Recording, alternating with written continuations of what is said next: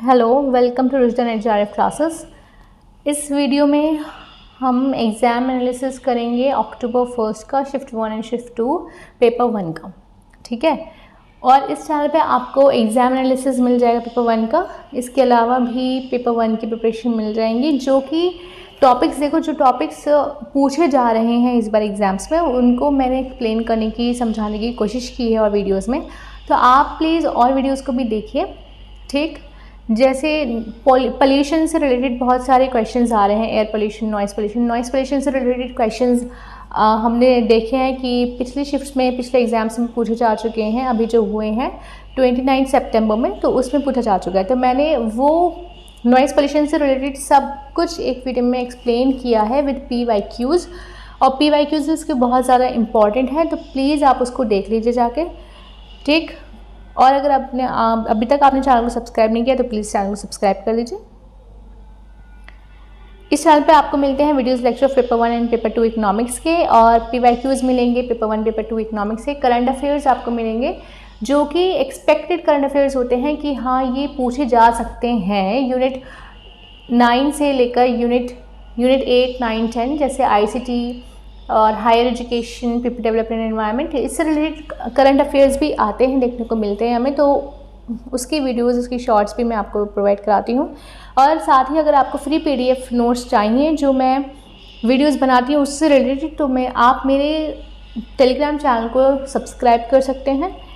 और इस चैनल को प्लीज़ ज़्यादा से ज़्यादा शेयर कीजिए, ज़्यादा से ज़्यादा सब्सक्राइब कीजिए और लाइक भी कर दीजिएगा। ठीक है, तो अब हम वीडियो स्टार्ट करते हैं।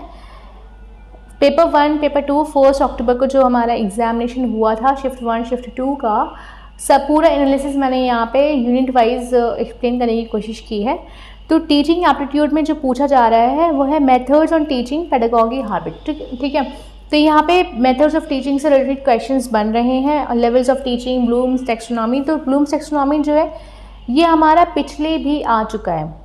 ठीक, 29 सितंबर को या उससे पहले 23 सितंबर को जो एग्जामिनेशन हुए हैं उसमें भी इससे रिलेटेड क्वेश्चंस आए हैं। तो ये इंपॉर्टेंट क्वेश्चंस हैं। रिसर्च एप्टीट्यूड से हाइपोथेसिस से रिलेटेड क्वेश्चंस आ रहे हैं बहुत ज़्यादा, तो आप लोग प्लीज़ इसको अच्छे से तैयार करना। और यूट्यूब पे बहुत सारे ऐसे चैनल्स हैं जो कि इसकी प्रिपरेशन करवाते हैं, तो आपको रिलेवेंट चैनल लगे कि हाँ मेरी तैयारी इस चैनल से अच्छी हो सकती है, तो आप उससे पढ़ लीजिए। ठीक है, और एक्सप्लोरेटरी रिसर्च यानी ये रिसर्च टाइप्स हैं। ठीक है, तो टाइप्स ऑफ रिसर्च भी पूछे जा रहे हैं रिसर्च एप्टीट्यूड से। और मैं यहाँ पे आपको एक इम्पॉर्टेंट चीज़ बता दूँ कि ज़रूरी नहीं है, पहले क्या होता था कि हर चैप्टर से 5 क्वेश्चंस NTA UGC नेट में आते थे, लेकिन अब ऐसा नहीं है। ठीक है, तो यहाँ पर हर यूनिट को सेम वेटेज नहीं दिया जा रहा है। किसी चैप्टर से आपको किसी यूनिट से आपको 0 मार्क्स वाले क्वेश्चंस भी मिलेंगे, यानी कि कुछ भी नहीं पूछा जा रहा है किसी चैप्टर से, किसी यूनिट से, और किसी यूनिट से 6-7 क्वेश्चंस आपसे पूछ लिए जा रहे हैं। तो ज़रूरी नहीं है कि आपको सेम वेटेज वाला ही मिले। ठीक, क्वेश्चन पेपर। तो हर यूनिट से पहले क्या होता था कि 5 क्वेश्चन आते थे, लेकिन अब ऐसा नहीं है। ठीक है, तो आपको ये चीज़ अपने दिमाग में रखते हुए तैयारी करनी है। लॉजिकल रीजनिंग से आपको इंडियन लॉजिक में फैलेसीज, स्क्वायर ऑफ ओपोजिशन, ये सब बहुत इंपॉर्टेंट है क्योंकि ये बार बार रिपीट हो रहा है, तो आपको इसे अच्छे से पढ़ना है।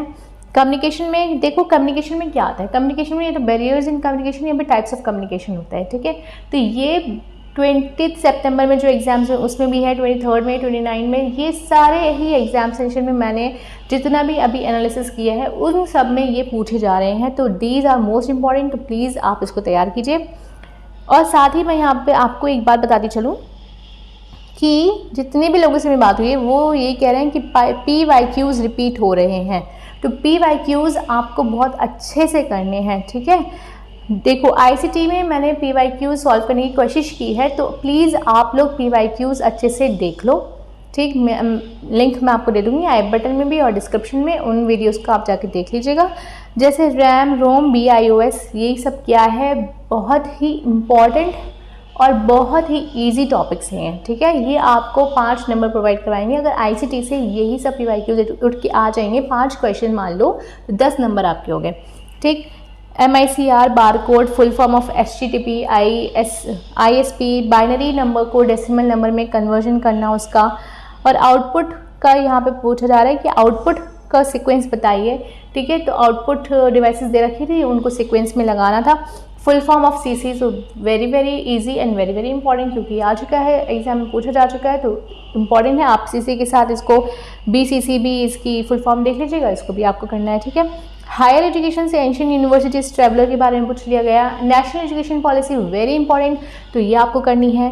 2020 ओपन यूनिवर्सिटी सीक्वेंस, इसमें नालंदा, नागार्जुन यूनिवर्सिटी और इग्नू, इसका सीक्वेंस बताना था। नीति आयोग से भी क्वेश्चंस आ रहे हैं। पीपल डेवलपमेंट एंड एनवायरनमेंट से sustainable development, troposphere, Indian disaster management से भी क्वेश्चंस आ रहे हैं।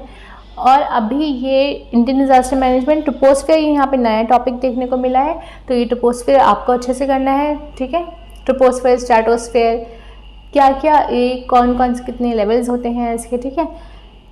तो ये सब आपको अच्छे से करना है। इसके अलावा पिछले 29 सितंबर में हमने देखा कि एयर पोल्यूशन से क्वेश्चन आया, नॉइस पोल्यूशन से क्वेश्चन आया, पोल्यूशन से रिलेटेड क्वेश्चन आए, कोविड-19 से रिलेटेड क्वेश्चन आए, तो आपको उसको भी अच्छे से देखना है। नॉइस पोल्यूशन मैंने बहुत अच्छे से एक्सप्लेन किया है। अगर आपको वो वीडियो पसंद आती है तो प्लीज़ उसको लाइक भी कर दीजिएगा और ज़्यादा से ज़्यादा शेयर भी कर दीजिएगा। मैथमेटिकल रीजनिंग में नंबर सीरीज़ पूछा जा रहा है, कोडिंग और डिकोडिंग पूछा जा रहा है, ठीक।